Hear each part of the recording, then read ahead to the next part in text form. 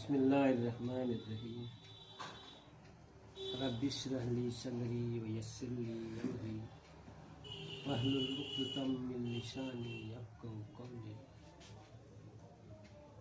बुजुर्गों, दोस्तों और प्यारे बच्चों, हम में से हर आदमी चाहता है कि दुनिया में ऊंचा मकाम हासिल करें और अल्लाह के यहाँ भी सुरखरू हो।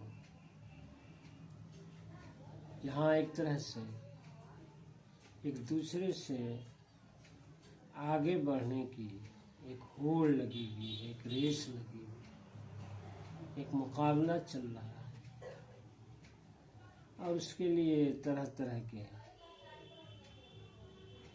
वसाइल इस्तेमाल किए जाते हैं, तरह तरह के तरीके अपनाए जाते हैं।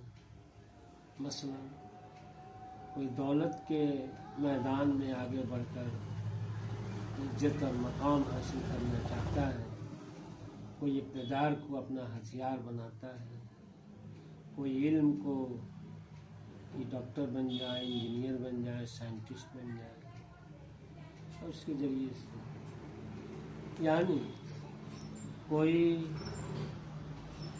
अपने ख़ानदानी अफराद के बुनियाद पर और आगे बढ़ना चाहता है और उसके लिए तरह तरह की जतन करता है। तो लेकिन वो चीज़ हासिल नहीं होती है। तो आखिर में आइए हम सब गौर करें कि हम एक दूसरे से इस दुनिया में भी और आखिरत में भी ऊंचा मकाम और मर्तबा कैसे हासिल कर सकते हैं। अल्लाह ताला तो फरमाता है अपनी किताब कुरान मजीद में, इन्ना करमकुम इंदल्लाहि अत्काकुम, तुम में सबसे इज्जत वाला, मर्तबे वाला और कामयाब इंसान वह है जिसके अंदर तक़वा यानी मुत्तक़ी लोग ही कामयाब हैं और इज्जत के लायक हैं। उन्हीं के लिए इज्जत है। हम जिस इज्जत को पाने के लिए तरह तरह के हथकंडे इस्तेमाल करते हैं, तो अल्लाह ताला तो फरमाता है कि जिसके अंदर तक़वा होगा वही इज्जत का मकाम हासिल कर सकता है। अब सवाल है कि ये तक़वा क्या है और तक़वा को कैसे हासिल किया जा सकता है। तो मेरे भाइयों, तक़वा का मतलब होता है, जैसा कि आप सब जानते हैं, अल्लाह का डर, अल्लाह को सामने रखकर हाजिर व नाजिर समझकर कि अल्लाह ज़बरदस्त है, ताकत वाला है, अदल व इंसाफ वाला है, समी है, बसीर है, खबीर है, वह गालिब है हर चीज़ पर। और अगर हम कुछ भी अगर करते हैं, किसी भी नीयत से करते हैं, नीयत को भी वो जानता है कि कोई काम चाहे बज़ाहिर नेकी का ही क्यों नहीं हो, उसमें भी हमारी नीयत क्या है क्या नहीं है वो भी वो जानता है। चाहे जितना भी छुप कर कोई काम करें, उसको भी वो देख रहा है और उसका बदला लेने की वो ताकत रखता है, अदल करने की उसके पास सलाहियत है, आदिल है ही। तो ये इस कंसेप्ट जब अल्लाह के ताल्लुक से हमारे दिल में होगा कि अल्लाह देख रहा है, अल्लाह इसके बारे में बात कुछ करेगा, यही कैफियत, इसी कैफियत को तकवा कहा है कि मेरा रब मुझसे नाराज न हो जाए, हम उसके कहीं गजब के शिकार न हो जाएं, इसलिए अल्लाह की मर्जी के मुताबिक जिंदगी गुजारने का नाम ही तकवा है। अब ये तकवा का हुसूल कैसे होगा, सवाल है।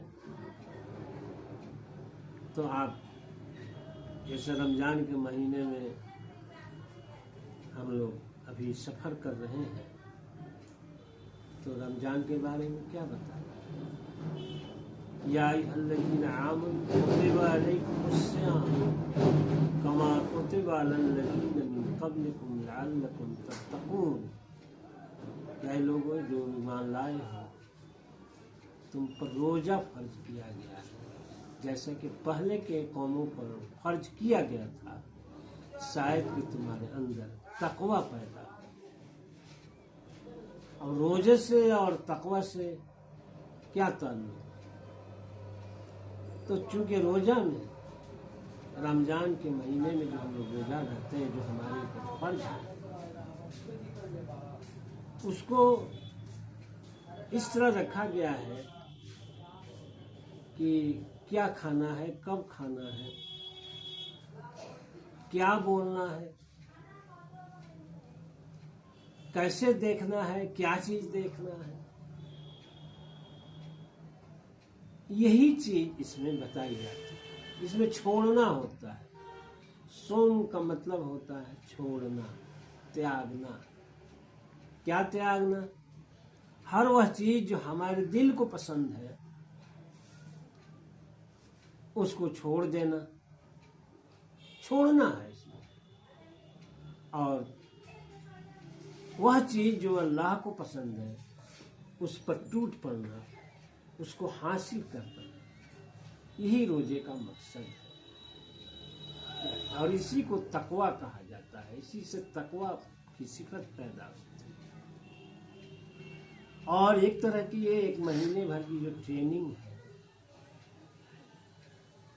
कि एक तो कुरान को याद दहानी करनी है, और कुरान के जो हिदायत हैं, जो फलसफा है, जो मैसेज और पैगाम है, उस पर चलना है, ये मकसद है। और इसमें इस तरह ट्रेनिंग दी जाती है कि इतना बजे उठ, इतना बजे शहरी खा लेना है और इतना बजे बंद कर देना है, यानी अपनी पसंदीदा चीज़ें। उसके साथ साथ बहुत सी चीज़ें जिसको छोड़ना पड़ता है, जैसे गीबत करना हमारा एक मसला है, एक शौक है। जब तक ना करें हमको चैन नहीं आती है, तो उसको छोड़ देना।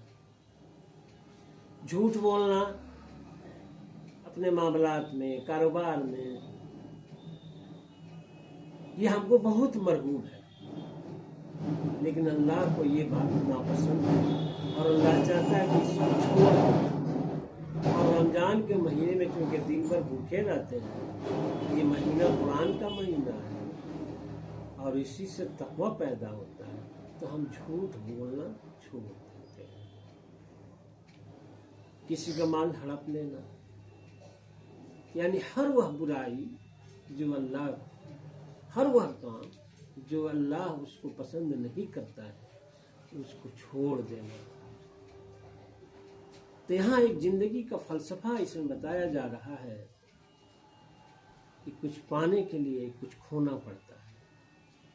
मसलन हमें अब अगर कलकत्ता से मुंबई जाना है,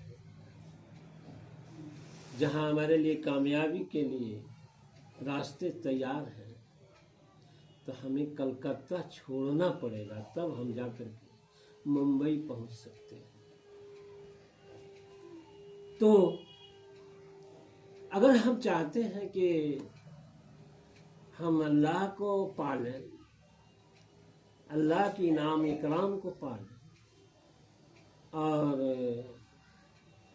इस दुनिया और आखिरत में कामयाबी हासिल करना, अगर हम चाहते हैं तो फिर तो हमको इस दुनिया में जो मरगूब चीज़ें जो हमारे नफ्स को है उसको छोड़ना पड़ेगा। और जब तक ये छोड़ेंगे नहीं तब तक हम उस मकाम को, मंजिल को, उस कामयाबी को हासिल नहीं कर सकते।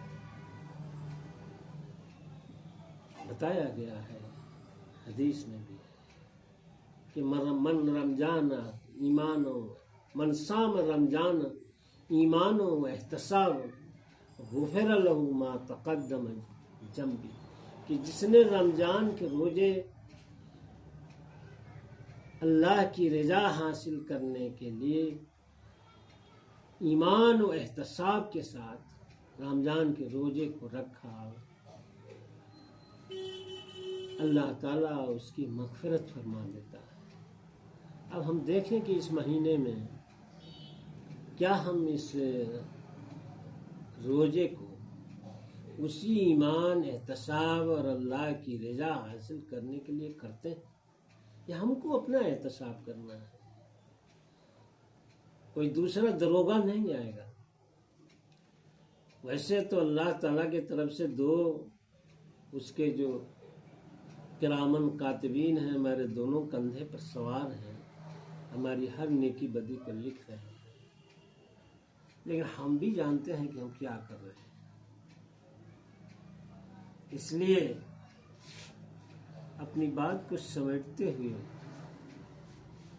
मैं अल्लाह से दुआ करता हूँ, हम सब दुआ करें अल्लाह ताला से कि इस महीने की जो बरक़ात है, उसकी फजीलत है, और इस महीने की जो रहमतें हैं, अल्लाह ताला हम सबको ये तौफीक दे कि हम उन बरक़ात को हासिल करें, अल्लाह के इनाम को हासिल करें, अपने ईमान को एहतसाब के साथ, अपने अमाल को एहतसाब के साथ, अपने रोज़ों को, नमाज को एहतसाब के साथ, इखलास के साथ पूरा करें। अल्लाह ताला हमको इसमें तौफीक दे कि हम उस काम को अंजाम दे सकें।